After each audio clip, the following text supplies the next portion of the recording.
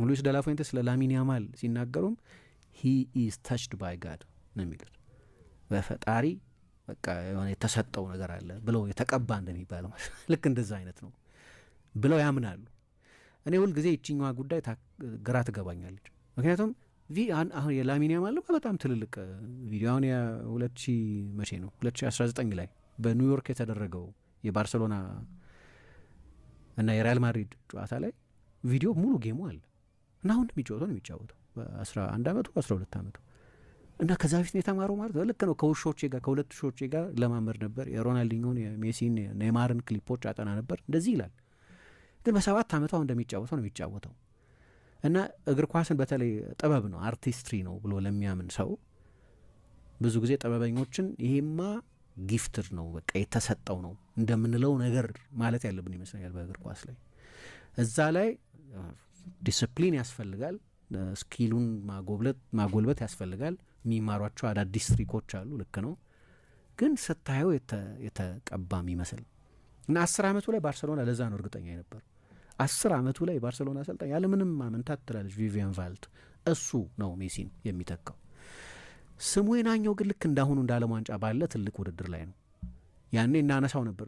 እንደ አጋጣሚ ሆነው ፉትቦል ካፌ እንደተጀመረ አካባቢ ነው፣ በወሩ አካባቢ ማርች ላይ ነው የጀመረው፣ መጋቢት በእኛ ኤፕሪል ላይ በባርሰሎና ታሪክ በእድሜ ትንሹ ተጫዋች ሆኖ ተጫዋቶ ስለነበር ፕሮግራም ሰርተናል። ያን ጊዜ አስታውሳለሁ። አጠር ያለ 10-15 ደቂቃ ፕሮግራም ሰርተን እንደነበር ትዝ ይለኛል። በቃ ያስታውቃል። ሊመጣ ያለ የዓለምን እግር ኳስ የሚቆጣጠር ሱፐርስታር ፊውቸር ሱፐርስታር እንደሆነ ያስታውቅ ነበር። የሚቀጥለው የውድድር ዘመን ላይ 51 ጨዋታ ተጫዋቶ ነው ወደ አውሮፓ ዋንጫ ሄደው። ስለዚህ የበለጠ ቤተኛ መሆን ጀምሯል። የቻምፒየንስ ሊግ የሩብ ፍጻሜ ጨዋታ የሚጀምር ኤል ክላሲኮዎችን የሚጀምር ለስፔን ብሔራዊ ቡድን የተጠራ ለስፔን ብሔራዊ ቡድን በትንሽ እድሜው በመጫወትም በትንሽ እድሜው ጎል በማስቆጠርም በላሊጋውም የሬከርዱ ሊስት ብዙ ነው። የላሚን ያማል ሊስቶች በተለይ ከእድሜ ጋር የተገናኙ ሬከርዶቹ ሁሉ ግራ የሚገቡ ቁጥሮች ያሉት ነው። ግን ይሄ የአንቺን ዝና ደግሞ ዓለም አቀፋዊ የሚያደርጉ ደግሞ ውድድሮች አሉ። የአውሮፓ ዋንጫ ዝናውን ዓለም አቀፋዊ ያደረገው ነው። ላሊጋን ሁሌ ነገሬ ብሎ የሚያይ ሰው ላይኖር ይችላል። ባርሰሎናን ጉዳይ ብሎ የሚከታተል ሰው ላይኖር ይችላል። ስለዚህ ስለ ላሚን ያማል ይሰማል፣ ግን ነገሬ ብሎ በየ3 ቀኑ በየሳምንቱ በሚደረጉ ጨዋታዎች ላይ ላያየው ይችላል። የአውሮፓ ዋንጫን ግን ከሞላ ጎደል ብዙ ሰው ይከታተለዋል። ግሎባል ዳይሜንሽን ያላቸው ውድድሮች በመሆናቸው ምክንያት የዓለም ዋንጫ ደግሞ ከዛም ይተልቃል። አሁን እዚህ ዓለም ዋንጫ ላይ በጣም ጥሩ የሚጫወት ከሆነ አሁን የስፔን ብሔራዊ ቡድን የዓለም ዋንጫውን ያሸንፋል ተብሎ ብዙ ግምት የሚሰጠው ብሔራዊ ቡድን ነው። በብዙ ቡክ ሜከሮች ቀዳሚ ተገማች የስፔን ብሔራዊ ቡድን ነው። የወቅቱ የአውሮፓ ሻምፒዮን በመሆኑ ምክንያት የሚሰጠው ግምት ነው። ቡድኑም እንደ ቡድን ባለው ከፍተኛ ጥራት ምክንያት ያ ግምት ይሰጣል። ግምት ብዙ ጊዜ አይሰራም። የዓለም ዋንጫን በተመለከተ ግን ግምቶች አሉ። ፈረንሳይ፣ ስፔን ብዙ ሲባል ትሰሚያለሽ። ግን እዛ የአውሮፓ ዋንጫ ላይ መጣና በሴሚፋይናል ጨዋታ የውድድሩን ምርጥ ጎል አስቆጠረ። የፍጻሜው ጨዋታ ላይ ደግሞ የመጀመሪያውን ጎል ኒኮ ዊሊያምስ ነው እንግሊዝ ላይ ያስቆጠረው። ለሱ ደግሞ አሲስት ሰጠ። 4 አሲስቶች ነበሩት እዛ የአውሮፓ ዋንጫ ላይ።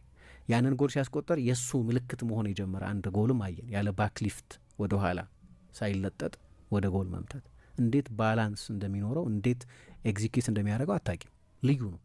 የተለየ ተሰጥኦ ነው። ቴክኒካዊ ችሎታዎቹን ካየሽ ሌላ ተጫዋች የማያደርጋቸውን ብዙ ነገሮች ያደርጋል። በተለይ ደግሞ በ2024-25 የውድድር ዘመን ባርሰሎና ለትሬብል ምናልባት ሱፐር ካፑን ከቆጥረሽ ለኳድሩፑል ሊወዳደር በነበረበት በዚያ የውድድር ዘመን ከኢንተር ሚላን ጋር በነበሩት ሁለቱ የደርሶ መልስ ጨዋታዎች ላይ ዚዳን ለማድነቅ ቁጥብ ነው የሚባለው ዚዳን እንኳን አይቼ አላውቅም። ማንም ተጫዋች ትልቅ የኤንዞ ፍራንቼስኮሊ አድናቂ ነው እንደምታውቂው። የማንኛውንም በዛ እድሜ ብቻ ሳይሆን በየትኛውም እድሜ ያለን ተጫዋች በቻምፒየንስ ሊግ ሴሚፋይናል ደረጃ እንደዚህ ጨዋታ ሲዶሚኔት ሲያደርግ አይቼ አላውቅም አለ። እነዛ 210 ደቂቃዎች የላሚን ያማል ኤግዚቢሽኖች ነው የነበሩት።